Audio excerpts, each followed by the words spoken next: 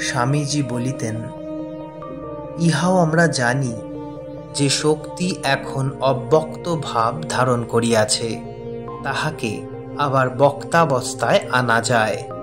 খুব দৃঢ় পরিশ্রম ও অভ্যাসের দ্বারা আমাদের শরীরস্থ অনেক সুপ্ত শক্তিকে পুনরায় আমাদের ইচ্ছার সম্পূর্ণ বশবর্তী করা যাইতে পারে। এইভাবে বিচার করিলে দেখিতে পাওয়া যায়, শরীরের প্রত্যেক অংশকেই সম্পূর্ণ ইচ্ছাধীন করা কিছু মাত্র অসম্ভব নয়, বরং খুব সম্ভব। যোগী প্রাণায়ামের দ্বারা ইহা করিয়া থাকেন। তোমরা হয়তো যোগশাস্ত্রের অনেক গ্রন্থ পড়িয়া থাকিবে যে শ্বাস গ্রহণের সময় সমগ্র শরীর প্রাণের দ্বারা পূর্ণ করো। ইংরেজি অনুবাদে প্রাণ শব্দের অর্থ করা হইয়াছে শ্বাস।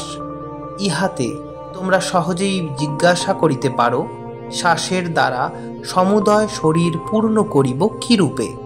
ইহা অনুবাদকেরই দোষ। শরীরের প্রত্যেকটি অংশই প্রাণ অর্থাৎ এই জীবনী শক্তি দ্বারা পূর্ণ করা যাইতে পারে। আর যখনই তুমি এরূপ করিতে পারিবে, তখনই সমগ্র শরীর তোমার বশে আসিবে। দেহে অনুভূত সকল ব্যাধি, সকল দুঃখ সম্পূর্ণরূপে আয়ত্তে আসিবে। শুধু তাই নয়, তুমি অপরের শরীরও নিয়ন্ত্রিত করিতে পারিবে। পৃথিবীতে ভালো মন্দ সবই সংক্রামক।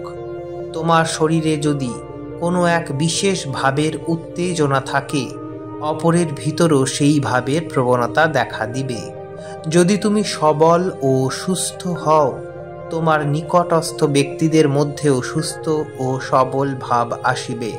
তুমি যদি রুগ্ন বা দুর্বল হও, তবে দেখিবে তোমার নিকটবর্তী ব্যক্তিগণ যেন একটু রুগ্ন ও দুর্বল হইতেছে। তোমার সুস্থ শরীরের স্পন্দন অপরের ভিতর সঞ্চারিত হইয়া যাইবে। যখন একজন অপরকে রোগমুক্ত করিবার চেষ্টা করে, তখন প্রথমে তাহার ভাবটি এই রূপ হয় যে আমার স্বাস্থ্য অপরের সঞ্চারিত করিয়া দিব। ইহা এক প্রকার আদিম চিকিৎসা প্রণালী।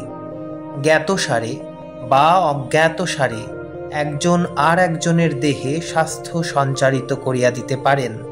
খুব বলবান ব্যক্তি যদি কোনো দুর্বল লোকের সঙ্গে সর্বদা বাস করে, তাহা হইলে সেই দুর্বল ব্যক্তি জানুক বা না জানুক কিঞ্চিত পরিমাণে সবল হইবেই হইবে।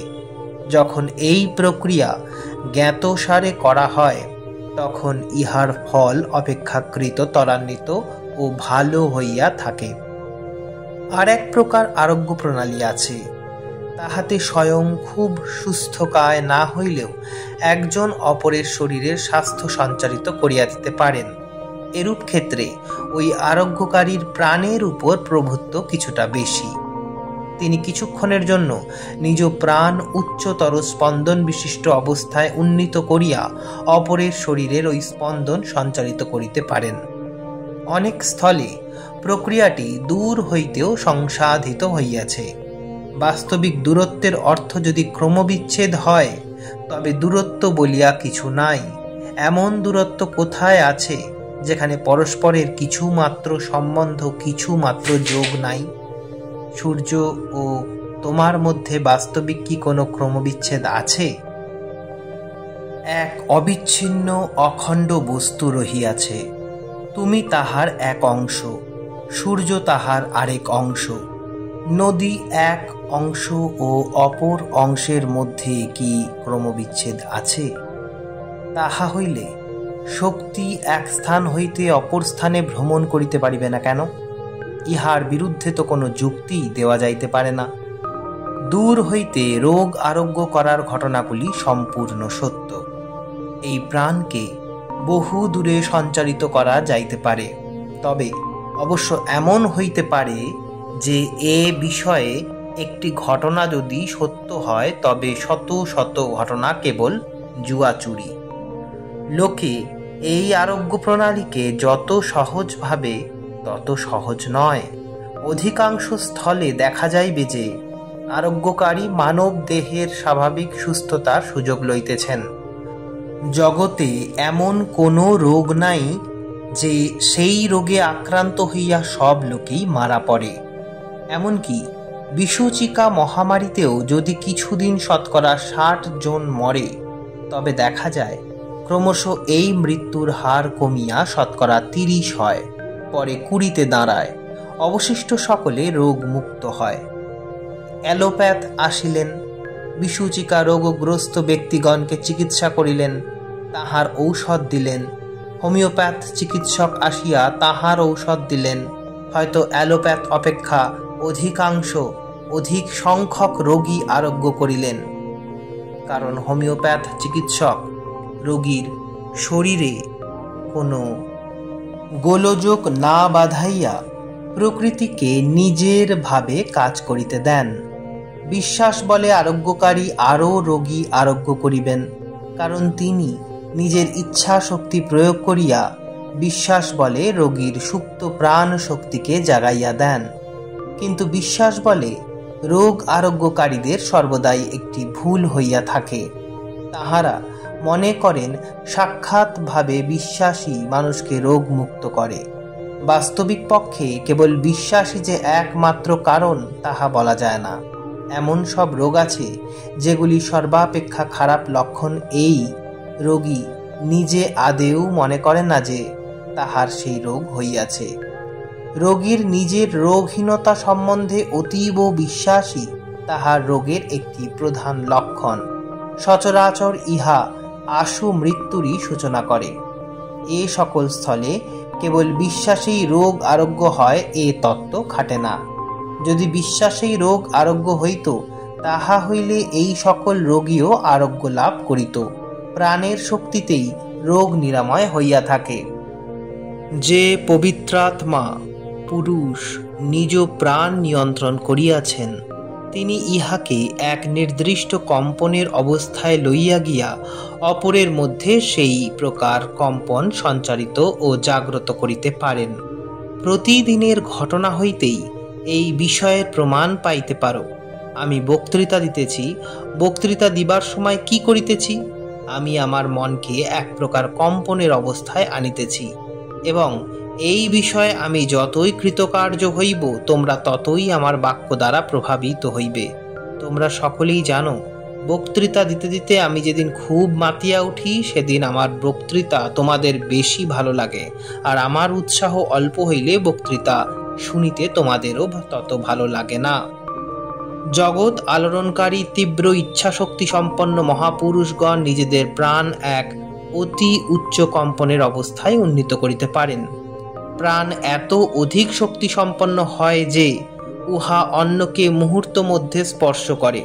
সহস্র সহস্র লোক তাহাদের দিকে আকৃষ্ট হয়, এবং জগতের অর্ধেক লোক তাহাদের ভাবানুসারে ভাবিত হইয়া থাকে।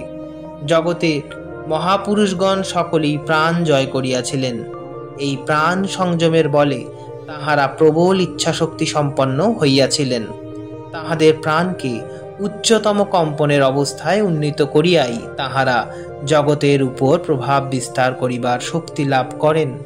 জগতে যত প্রকার শক্তির বিকাশ দেখা যায়, সবই প্রাণের সংযম হইতে উৎপন্ন। মানুষ ইহার গোপন তথ্য না জানিতে পারে, কিন্তু ইহাই একমাত্র ব্যাখ্যা। তোমার শরীরে এই প্রাণ শক্তির সরবরাহ কখনো একদিকে বেশি, অন্যদিকে কম পড়িয়া যায়, সাম্য নষ্ট হইয়া যায়। প্রাণের অসামঞ্জস্যেই রোগের উৎপত্তি। অতিরিক্ত প্রাণটুকু সরাইয়া যেখানে প্রাণের অভাব হইয়াছে, সেখানকার অভাব পূরণ করিতে পারিলেই রোগ আরোগ্য হয়। কোথায় অধিক, কোথায় বা অল্প প্রাণ শক্তি আছে, ইহা জানাও প্রাণায়ামের অঙ্গ। অনুভব শক্তি এত সূক্ষ্ম হইবে যে মন বুঝিতে পারিবে পায়ের আঙ্গুলে বা হাতের আঙ্গুলে যতটুকু প্রাণ আবশ্যক তাহা নাই, এবং ওই প্রাণের অভাব পূরণ করিবার শক্তিও মনের থাকিবে। প্রাণায়ামের এই রূপ নানা অঙ্গ আছে, ওইগুলি ধীরে ধীরে ও ক্রমশ শিক্ষা করিতে হইবে। ক্রমে দেখিতে পাওয়া যাইবে যে বিভিন্ন রূপে প্রকাশিত প্রাণকে সংযত করা এবং চালনা করাই রাজযোগের একমাত্র লক্ষ্য। যখন কেহ নিজের সব শক্তিকে সংহত করিয়াছে, তখন সে নিজ দেহস্থ প্রাণকেই আয়ত্ত করিয়াছে। যখন কেহ ধ্যান করে, সে প্রাণকেই সংযত করিতেছে বুঝিতে হইবে। মহাসমুদ্রে পর্বততুল্য বৃহৎ তরঙ্গসমূহ, ক্ষুদ্র ক্ষুদ্র তরঙ্গ, আরও ক্ষুদ্রতর তরঙ্গসমূহ, আবার ক্ষুদ্র ক্ষুদ্র বুদ্বুদও রহিয়াছে, কিন্তু এই সকলের পশ্চাতে এক অনন্ত মহাসমুদ্র।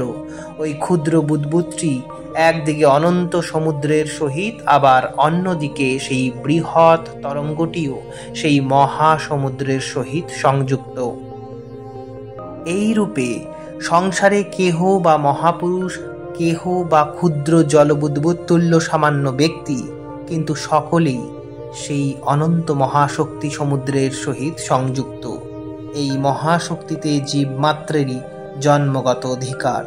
যেখানেই জীবনী শক্তির প্রকাশ, সেইখানেই পশ্চাতে অনন্ত শক্তির ভাণ্ডার রহিয়াছে। একটি ক্ষুদ্র ছত্রাক হয়তো এত ক্ষুদ্র ও সূক্ষ্ম যে অনুবীক্ষণ যন্ত্র দ্বারা উহা দেখিতে হয়। তাহা হইতে আরম্ভ করো, দেখিবে অনন্ত শক্তির ভাণ্ডার হইতে ক্রমশ শক্তি সংগ্রহ করিয়া সেটি আর এক আকার ধারণ করিতেছে।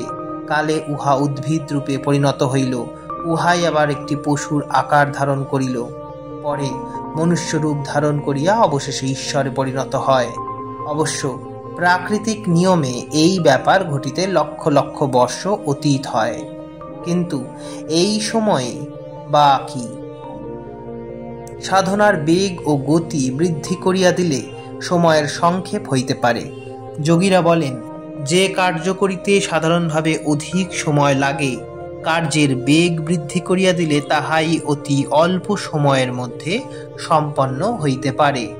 মানুষ এই বিশ্বের অনন্ত শক্তি রাশি হইতে ধীরে ধীরে শক্তি সংগ্রহ করিয়া চলিতে পারে। এভাবে চলিলে একজনের দেবত্ব লাভ করিতে হয়তো লক্ষ বৎসর লাগিবে, আরও উচ্চাবস্থা লাভ করিতে হয়তো 5 লক্ষ বৎসর লাগিবে, আবার পূর্ণ বা সিদ্ধ হইতে আরও 5 লক্ষ বৎসর লাগিবে। উন্নতির বেগ বাড়াইলে এই সময় সংক্ষিপ্ত হইয়া আসিবে। যথেষ্ট চেষ্টা করিলে 6 মাসে অথবা 6 বৎসরে সিদ্ধিলাভ না হইবে কেন? যুক্তি দ্বারা ইহা বুঝা যায়। কোনো বাষ্পীয় যন্ত্র নির্দিষ্ট পরিমাণ কয়লা দিলে প্রতি ঘন্টায় 2 মাইল করিয়া যাইতে পারে, আরও অধিক কয়লা দিলে আরও শীঘ্র যাইবে। এইরূপে তীব্র সংবেগ সম্পন্ন হইলে জীবাত্মা এই জন্মেই মুক্তি লাভ করিতে না পারিবে কেন? সকলেই শেষে মুক্তি লাভ করিবে, ইহা আমরা জানি, কিন্তু এত দিন অপেক্ষা করিব কেন?